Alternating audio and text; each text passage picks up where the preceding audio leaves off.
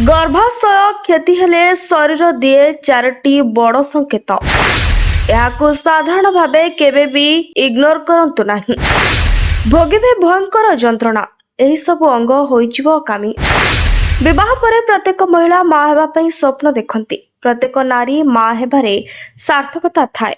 मां होई पारु नथिबा नारी को ए समाज खराब दृष्टि रे देखि थाए। कहा जाए जे नारी कोଳରେ छुआ न खेलिछि ता मुह देखिले अमंगल हुए।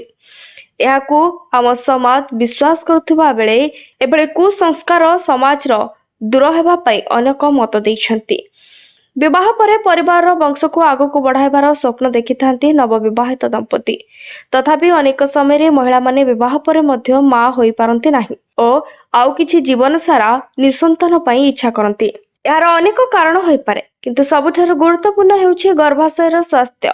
ଯଦି ଏହା ସୁସ୍ଥ ନୁହେଁ ତେବେ ଆପଣ ସମସ୍ୟାର ସମ୍ମୁଖୀନ ହୋଇପାରନ୍ତି।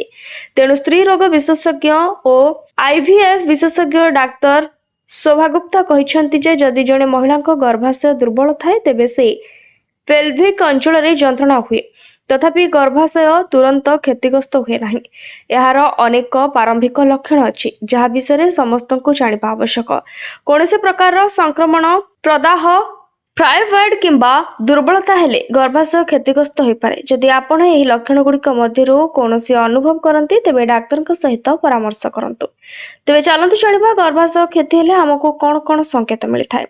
ଋତୁସ୍ରାବର ସମସ୍ୟା ସହ ଅନିୟମିତତା ହୋଇଥାଏ। ଯେତେବେଳେ ଗର୍ଭାଶୟ କ୍ଷତିଗ୍ରସ୍ତ ହୁଏ ଋତୁସ୍ରାବ ସମସ୍ୟା ଆରମ୍ଭ ହୁଏ।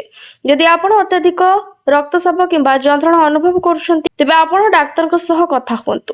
ସେହିଭଳି ବାରମ୍ବାର ପରିସ୍ରା ଲାଗିବା ସମସ୍ୟା, ଯଦିଓ ଅଧିକ ଥର ପରିସ୍ରା କରିବା ଏକ ଭଲ କଥା, ଅତ୍ୟଧିକ ପରିସ୍ରା କିନ୍ତୁ ନୁହେଁ। ଏହା ପ୍ରାୟତଃ ଗର୍ଭାଶୟ ସମସ୍ୟା ଯୋଗୁଁ ହୋଇଥାଇପାରେ।